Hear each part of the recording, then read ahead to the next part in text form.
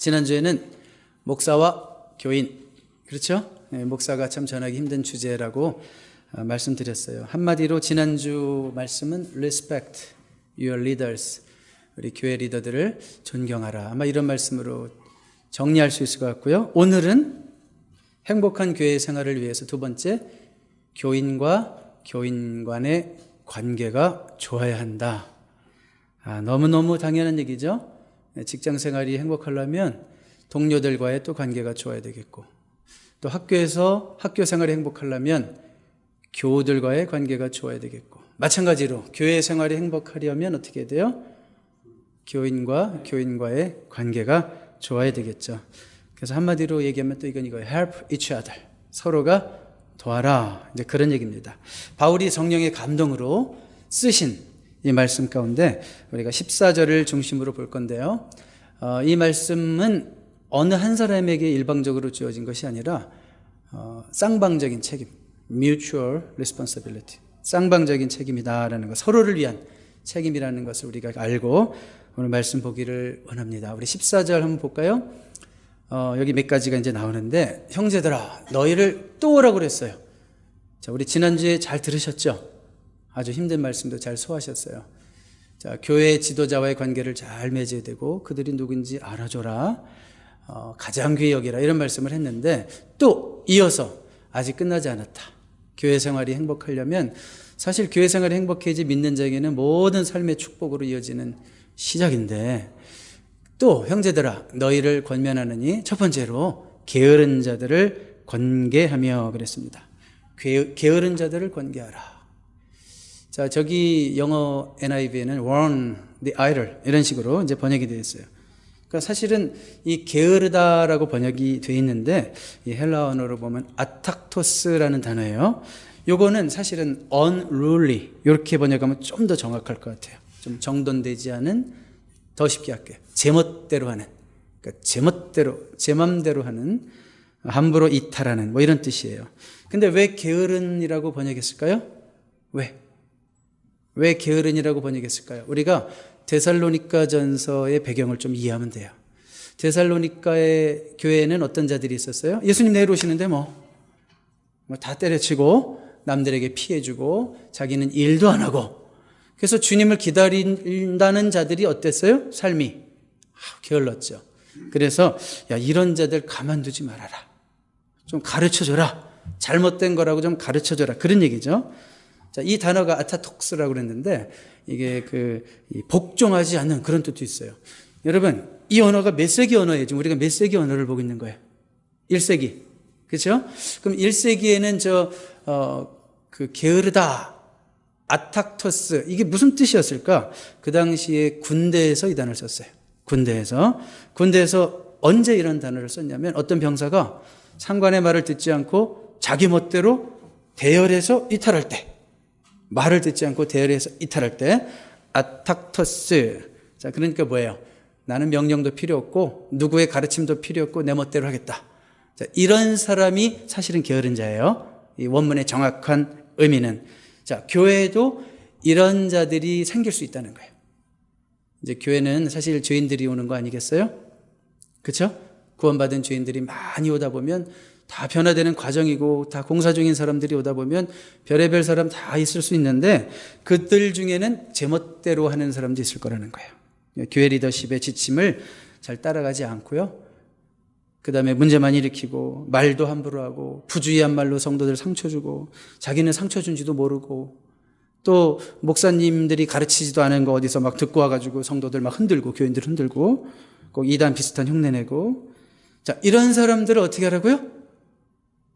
그냥 가만 냅둬라, 의상한다, 관계상한다, 그렇게 얘기했어요? 그런 자들을 권계하고 그랬어요. 권계하라는 것은요, 여기 원이라고 했는데 뭐 경고하라 그렇게도 번역할 수 있지만 온건하게 책망하는 거예요. 책망하되 온건하게 기분 나쁘지 않게 책망하는 거예요. 자, 이런 사람들은요, 온건하게 책망하면 들을까요, 안 들을까요? 주로 이런 사람들이라면, 이런 사람들은 온건하게만 책망해도 불끈해요. 불끈하고 당신이 뭔데 저를 책망하십니까? 이런 식으로 반응할 수 있는 사람들일 수도 있어요. 자, 교만합니다. 왜 그럴까요? 그들은 살면서 이 책망 받아본 적이 별로 없기 때문에 그래요. 지금까지는 내가 무슨 말하면 사람들이 호응해주고 지지해주고 들어주고 다 그랬거든요. 왜 그랬을까요? 그 사람 말이 맞아서 엮이기 싫어서, 뭔 얘기 듣기 싫어서, 부담스러워서, 부딪히기 싫어서 그랬던 거죠. 그러니까 책망을 받아보지 않은 사람들, 특히 요즘 한국 사회에 갑질의 문제가 많이 되는데 이 높은 자리에 있는 사람들, 아랫 사람들이 한마디 하면 견디질 못해요. 어디서 매스컴에서 무슨 이상한 댓글 달면 견디질 못해요. 그런 얘기를 들어본 적이 있어야지. 항상 사람들이 굽신굽신거리고 오냐오냐하고 이런데 그냥 습관이 돼가지고 평상시에 책망을 잘 받아보지 못한 사람들은 누가 조금만 힘든 얘기해도 사실은 그 당연한 얘기인데 자기에겐 힘든 거죠. 서운해가지고 뭐 내가 누군데 그런 얘기를 하냐느니. 자, 그럴 수 있다는 거예요. 그렇지만 여러분, 이런 자들일지라도 온건하게 책망할 수 있는 것은 용기입니다. 여러분, 이런 용기가 있으세요? 제가 이번 주에 동영상을 하나 봤어요. 제목이 이런 동영상이었어요. 무례한 사람에게 웃으면서 대처하는 법.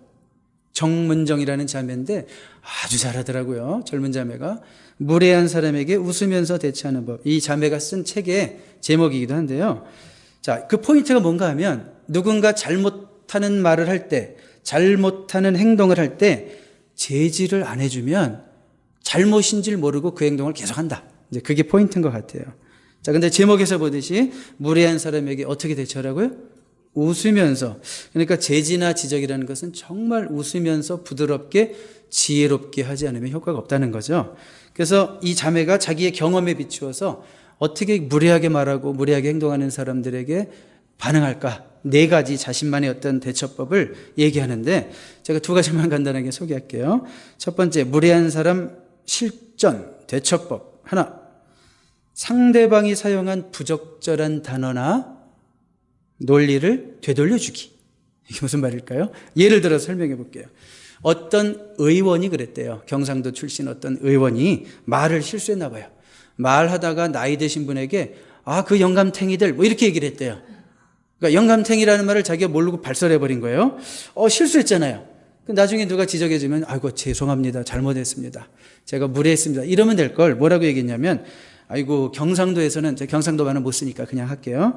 경상도에서는 영감탱이가 욕이 아니라 친근한 말이야 이랬대요. 그런가요? 아니랬는데 어떤 분은. 근데 이런 자에게 그 저자는 그렇게 얘기를 해요. 저라면 이렇게 얘기했을 것 같아요. 의원님, 저도 경상도 출신인데 제가 지금까지 의원님을 참 존경해 왔어요. 저 의원님 너무너무 좋아해요. 그러니까 제가 오늘부터 의원님께 영감탱이라고 불러도 되겠죠? 네, 이런 식으로 자기는 얘기할 거래요. 그러면 어떻게 될까요? 그 얘기를 들으면 그 의원님의 얼굴이 빨개지겠죠. 뭔 얘기인가 하면 상대방이 무례한 말을 하면 이 말이 문제가 될 수 있다는 것을 역지사지로 한번 느끼게 해줘라. 그런 얘기죠. 약간 과격해요. 우리 교회 공동체에서 쓰긴 좀 과격해요. 그렇지만 이렇게까지도 할 수 있겠구나라는 얘기를 했고요. 또 한 가지, 무례한 사람 실전 대처법 2, 무성의하게 대답하기. 영혼 없는 대답 뭐 그런 거. 그러면서 육아서적을 얘기하더라고요. 이 자매가 육아서적을 많이 읽었대요. 관심이 있어서. 근데 아이가 많이 때를 쓰면 처음에는 막 다독거려줘요. 다독거려주지만 계속 그러면 그냥 가만히 쳐다보래요. 가만히 쳐다보래요. 누가 지금 주무시고 계신가 제가 가만히 쳐다보겠습니다. 가만히 쳐다보래요. 그래도 해결이 안 되면 뭐라고 그래요? 그 자리를 뜨래요. 잠깐. 그래도 해결이 안 되면 엄마가 과감하게 그 자리를 뜨래요. 무슨 얘기인가 하면 아이에게도 생각할 시간을 준다는 의미래요. 스스로 생각할 시간을. 그러니까 아이가 때를 쓸 때 부모가 약간 소극적으로 반응함으로써 아이의 때를 멈추게 할 수 있다는 거예요. 마찬가지로 예를 들어서 여러분 이 자매가 하는 얘가 그거예요. 누가 카톡에 자꾸 이상한 글을 보내요. 이런 글 좀 안 받았으면 좋겠는데 자꾸 이런 글들을 보내요. 그런데 우리는 또 너무 착해가지고 예의상 너무 재밌네요. 호호하하 깔깔. 야, 이런 걸 어디서 구했어요? 이런 식으로 반응해주면 사실은 받기도 싫은 글인데 이런 식으로 반응해주면 신이 나가지고 글을 계속 보낸다는 거예요. 여러분 신앙생활 하면서도 자꾸 어디서 검증되지도 않은 이상한 신앙적인 것 같긴 한데 애매한 동영상들 신앙적이라고 종말론이라고 어쩌고 막 자꾸 이렇게 보내는 사람이 있어요. 그러면 여러분들이 어떻게 반응해야 되느냐? 이거 내가 교회에서 배우기로는 내가 성경적으로 알기는 이거 그렇게 바람직하지 않은데 그렇다고 그분에게 막 상처 줄까 봐 또 어떻게 해야 돼? 이거 반응도 안 할 수도 없고 그럴 때는 그냥 흐흐 크크 아니면 이모티콘 얼굴 하나 그냥 약간 좀 슬쩍 미소 짓는 거 너무 또 밝게 웃는 거 말고 슬쩍 미소 짓는 거 그런 거 하나 띡 보내주라는 거예요. 그래야지 그런 분들이 내가 좀 부적절한 걸 보냈나? 내 말이 재미가 없나? 정상적인 사람이라면 생각을 한다는 거예요. 혹시 또 여러분의 면전 앞에서 누군가가 좀 무례한 말을 막 했다. 누군가에 대한 막 비방의 말을 했다. 안 좋은 말을 했다. 그러면 그렇게 생각하시는군요. 그냥 그러고 끝내라는 거예요. 약간 짧고 무성의하게. 그렇다고 또 너무 정색은 하지 말고 그렇게 생각하시는군요. 라고 얘기를 잊지 말라는 거예요. 왜 자꾸 우리가 쓸데없이 호응을 해주고 자꾸 지지를 해주면 그 사람이랑 좋은 관계 맺겠다고 자꾸 그런 식으로 지지해주면 그 사람의 나쁜 버릇이 고쳐지지 않는다. 그런 얘기를 하는 거예요. 자, 기독교인의 매너가 이래야 될까? 조금 의아함은 생기는데 여러분 이것은 잘 이해하셔야 돼요. 무례한 사람에게 똑같이 무례하라 이런 뜻이에요? 그런 게 아니라 잘못된 것을 인정하는 분위기를 만들지 말라는 거예요. 잘못된 거 뻔히 알면서도 용기가 없어가지고 저는 사실 목회하면서 제일 고마웠던 사람이 그거예요. 정말 잘못된 성도를 저를 대신 위해서 싸워주는 사람. 진짜 저 사람 아무에게도 못 덤비는 사람인데 용기 있게 말해주는 사람이 그렇게 고맙더라고요. 그럼 왜 목사님이 안 하세요? 목사가 얘기하면 바로 걔 나가요. 목사가 얘기하면. 그러니까 저는 얘기할 수 없어서 늘 기도만 하는데 어떤 용기 있는 분이 참 웃으면서 털털하게 잘못됐다는 거. 집사님 어떻게 그러실 수가 있어요. 내가 집사님 보고 신앙생활 하는데 집사님이 그러시면 돼요? 이런 식으로 약간 위로하는 듯 하면서 잘못한 것을 확 지적해주는 그런 용기 있고 지혜 있는 집사님이 얼마나 고마운지 모르겠더라고요. 그러니까 여러분 저는 이 목회자상 목사이기 때문에 제가 할 말을 다 못한다는 거 아시죠? 그러니까 여러분들이 지혜롭게 누가 지금 목사님을 힘들게 하나 자꾸 저를 위한 설교 또 안 해 2주째. 하여튼 어쨌든 그런 식으로 지혜롭게 대처할 수 있는 잘못된 것을 인정하는 분위기 만들지 말고 unruly, 무례하게 함부로 제멋대로 행하는 사람을 향해서 당신 지금 금발 벗어요. 기분 좋게 약간 기분 나쁘지 않게 얘기해 줄 수 있는 그런 지혜가 여러분에게 있게 되기를 주님의 이름으로 축복합니다. 이어서 볼까요? 게으른 자들을 권계하며 마음이 약한 자들을 격려하고 encourage the timid 이렇게 번역하면 더 쉬울 것 같아요. 마음이 약한 자들을 격려하고 여기 마음이 약하다 이게 무슨 뜻일까? 여러분 마음이 약하십니까? 강하십니까? 이게요 성경에 올리코프커스라고 딱 신약성에 한 번밖에 안 나오는 단어예요. 딱 한 번. 그래서 이 뜻을 알기가 아주 쉽지는 않죠. 뭐가 비교를 해야지 뜻을 알 수 있는 거거든요. 원래가 용례가 있어야지. 그렇지만 대략적으로 소심하다, 겁이 많다, 쉽게 낙심한다 이런 식으로 번역할 수 있고 이런 사람들은 마음이 약하기 때문에 뭐든지 좀 쉽게 포기하는 사람. 나 더 이상 못하겠어 이런 얘기 자주 하는 사람. 나 더 이상 나는 감당할 수 없을 것 같아. 그러니까 이런 사람들은 또 예민해요. 예민한 사람들은 생각이 많아서 쉽게 번아웃 돼요. 남들보다 에너지를 많이 쓰니까. 여러분 인생 살면서 누구나 한 번쯤은 여러 번 이젠 더 이상 못하겠다. 이젠 포기하고 싶다. 이런 생각이 드는 시기가 있어요.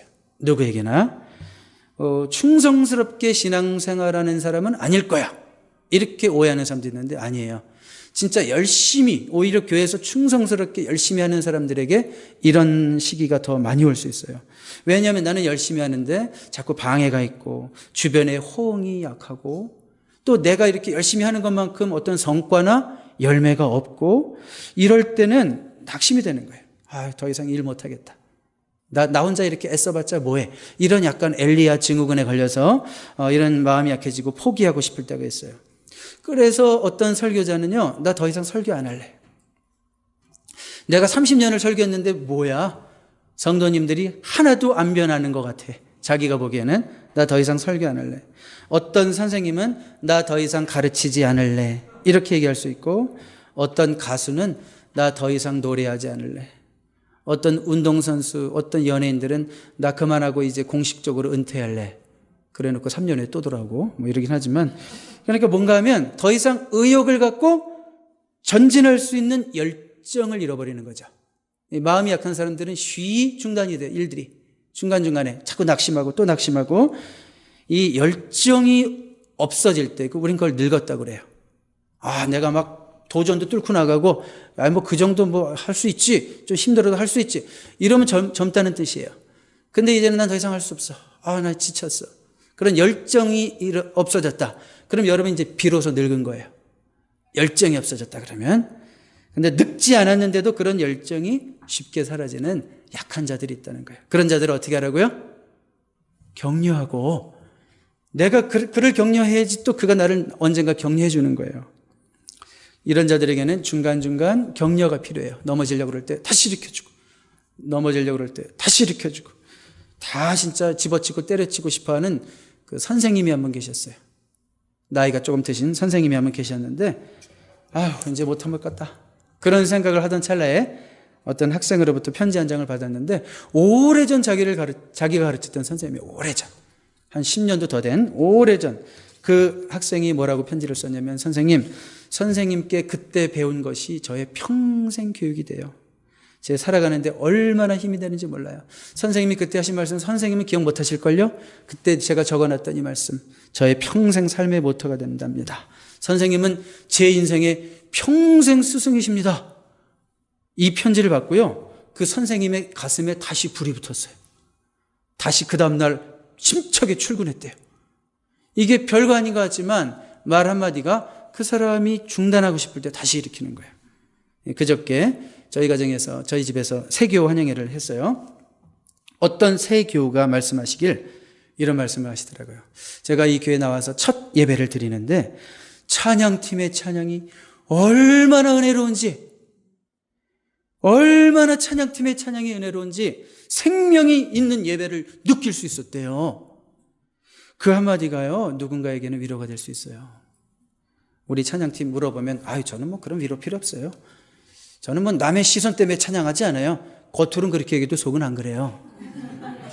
누군가 어떤 찬양팀 멤버에게 가슴에 다시 불을 지필 수 있는 거예요. 우리가 하는 일이 보람이 있는 거구나. 이 일이 정말 하나님이 기뻐하시는 일이구나. 우리의 섬김을 인해서 한 영혼이 이렇게 힘을 얻는구나. 그러니까 그 말 한마디가 우리를 그렇게 위로할 수 있는 거예요. 여러분 다시 보세요. 마음이 약한 자들을 어떻게 하라? 격려하라. 우린 다 인생의 어느 순간 넘어지고 포기하고 싶을 때가 있어요. 그때 여러분들의 손길이 필요합니다.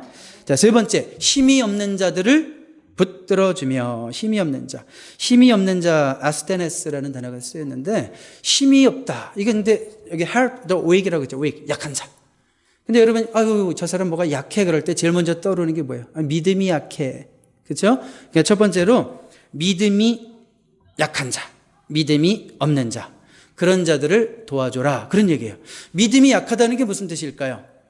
아직 성경을 잘 모르고 구원의 확신이 없고, 또 뭐 구원의 확신이 있는 것도 같고 아닌 것도 같고, 오늘은 천국 갈 것 같고 내가 한 2주간 기도 생활 안 했으니까 그때부터는 지옥 갈 것 같고, 막 이렇게 왔다 갔다 하는 사람, 뭔가 구원의 도리가 분명하지 않은 사람, 그리고 구원의 확신은 있는 것 같은데 그래도 여전히 내 과거에 지었던 그 죄는 주님이 여전히 힘들어 하실 거야, 그러면서 그 죄책감에서 벗어나지 못하는 사람. 신앙생활을 한다고 하지만 진짜 은혜 가운데서 진리 가운데서 행하는 것이 아니라 그냥 어떤 행위적인 율법적인 신앙생활을 하는 사람, 그냥 명목적인 신자들, 이런 사람들이 다 통틀어서 믿음이 약한 자들이에요. 그 믿음이 약한 자들을 도우래요. 붙들어주래요. 붙들어주래요. 붙들어주라는 것은 좀 쉽게 번역하면 to hold before, to hold against. 그러니까 어떤 사람이 막 쓰러질 것 같은데 그 앞에서 딱 붙들어주는 거예요. 그리고 넘어지려고 하는데 받쳐주는 거예요. 그런 믿음이 약한 자들을 여러분들이 붙들어주려는 거예요. 어떻게 해요? 그들에게 하나님 말씀 잘 들을 수 있는 곳으로, 또 성경 공부하는 자리로 인도하고, 예배 자리로 인도하고, 또 기도하되 어떻게 기도해야 되냐면, 하나님 그들의 귀가 열리게 해주세요. 그들의 영적인 귀가 열리게 해주셔서 그들에게도 말씀이 정말 깨달아지고, 어떤 권사님만 아멘 아멘 하는데 그분도 아멘 아멘 아멘 할 수 있도록 정말 깨닫는 귀를 주세요. 이게 바로 믿음이 약한 자들을 붙들어 주는 거예요. 그리고 힘이 없는 자, 이것은 믿음이 약할 뿐만이 아니라 인생의 어떤 힘든 문제로 인해서 최근에 약해진 자, 최근에 힘을 잃은 자, 그들도 누가 붙들어줘야 돼요? 믿음의 친구가 붙들어줘야 되는 거예요. 여러분, 미국에서 자녀를 키워보다 보면 이제 여러 가지 경험을 하는데, 저도 아이들에게 뭐 태권도 비슷한 것도 좀 시켜본 적이 있고, 수영도 시켜본 적이 있고, 길게는 못 시켰지만 테니스도 잠깐 시켜본 적이 있고, 제가 직접 가르치기도 해보고 여러 가지 해봤는데, 이 미국에서 자녀를 키우게 되면 이제 뭐 수영을 가르치거나 캠프 같은 데 아이를 보내잖아요. 그런데 미국은 그게 잘 돼 있어요. 버디 시스템. 그 선생님이 혼자 다 안 해도 돼요. 그 버디를 하나씩 붙여줘요. 그러니까 뭐 어린아이다, 7살이다 그러면 한 10살짜리, 뭐 12살짜리, 뭐 형이나 언니를 딱 버디로 붙여줘요. 그래서 그 버디 시스템이 참 좋은 것 같아요. 캠핑을 하고 막 등산을 하는데 같이 가잖아요? 큰 언니랑 같이 가잖아요. 그러니까 7살짜리가 이렇게, 어이구, 발을 잘못 디디려고 할 때 언니가 탁 잡아주는 거예요. 수영할 때도 8살짜리가 이러다 빠지려고 그러면 13살짜리 형이 가서 딱 손을 잡아주는 거예요. 그런 버디 시스템이요, 교회도 있어야 된다. 그 말씀이죠? 교회도 있어야 된다. 정말 교회는요, 절실한 믿음의 친구가 있어야 되고, 이 힘이 없는 자들을 붙들어주는 사람이 필요해요. 지금 여러분들의 손길이 절실히 필요한 사람이 있을 수도 있어요. 최근에 심각한 병을 진단받고 그 병으로 인해서 또 자꾸 사람도 멀리하는 사람이 있을 수도 있어요. 이 병 걸린 사람들의 심리 가운데 하나가 그거잖아요. 내 어떤 모습을 보여주기 싫은 거죠. 그러다 보니까 사람이랑 자꾸 더 단절되고 더 힘들어지는 그런 사람이 있을 수가 있어요. 누가 필요한 거예요? 믿음의 버디, 믿음의 친구가 필요한 거예요. 혹은 뭐 최근에 직장을 잃고 미래가 좀 불안해서 어떻게 해야 할지 고민하는 또 그런 형제는 없습니까? 자매는 없습니까? 또 최근에 가족 중 누구와 사별하고 깊은 슬픔 가운데 빠져 있는 자가 있을까요? 자, 이런 자들은 스스로 일어나려면 시간이 너무 오래 걸려요. 바로 그때 믿음의 친구가 필요한 거예요. 믿음의 버리가 가서 그를 일으켜 세울 수 있어야 돼요. 혹은 말짱해 보이긴 하지만, 교회도 수년 다녔지만 그 마음속에는, 야, 나는 뭐 교회는 몇 년 다녔지만 내가 뭐 이 교회에 쓸모 있나? 내가 이 교회에서 뭐 쓰임받을 만한 자인가? 이런 어떤 열등감과 피해의식을 가지고 있는 자들도 있어요. 그런 분들을 일으켜 세워줄 수 있어야 돼요.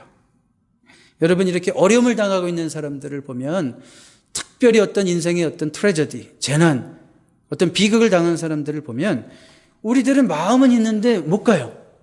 그들에게 접근해야 되는데 못 가요. 왜냐하면 무슨 말을 해야 되지?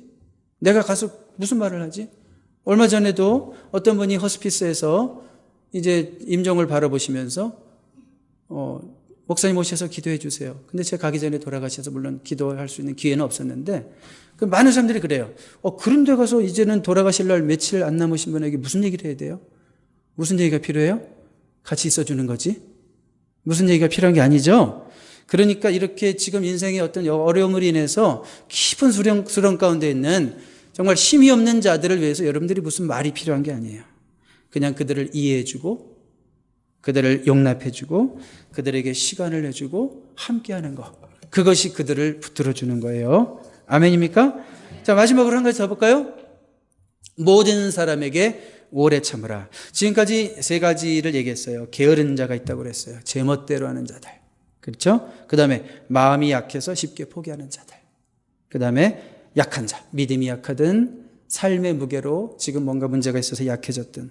자, 그런데 그들과의 관계 속에서 어떤 경우의 사람이든지 똑같이 적용해야 될 한 가지 프린시플이 있어요. 원칙이 있어요. 오래 참는 거예요.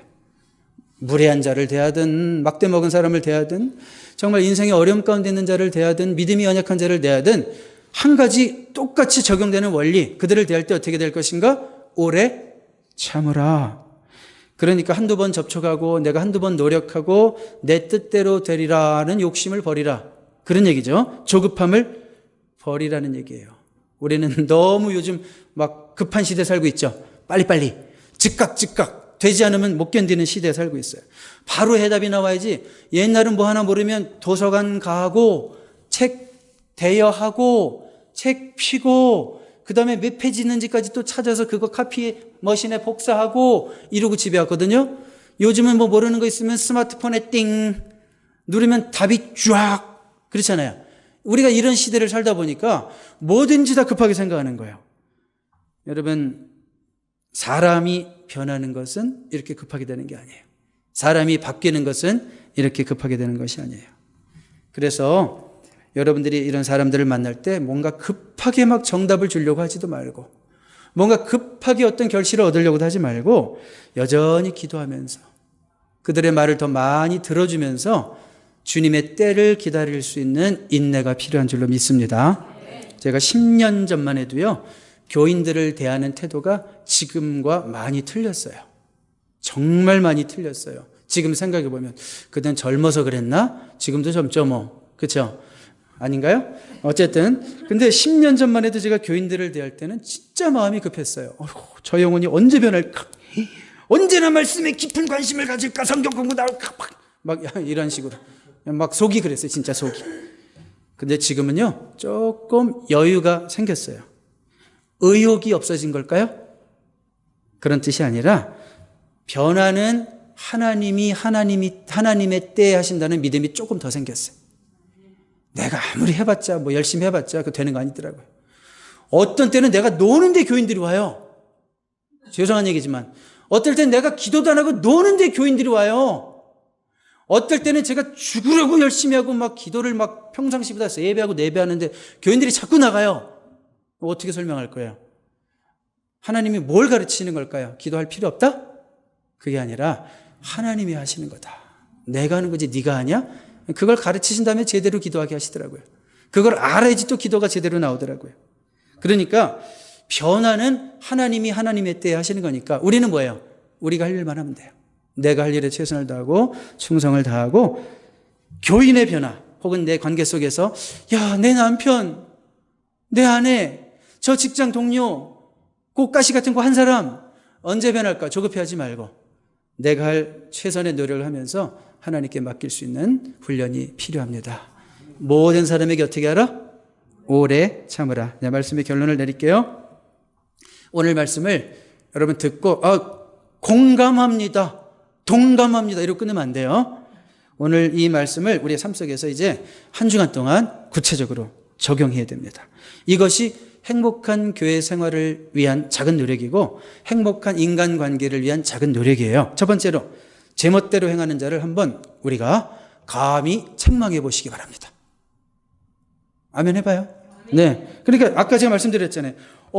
존경하는 집사님, 내가 제일 존경하는 집사님이 이러시면 아니 되죠. 제가 집사님 보고 신앙생활 하는데 어떻게 그딴 식이에요?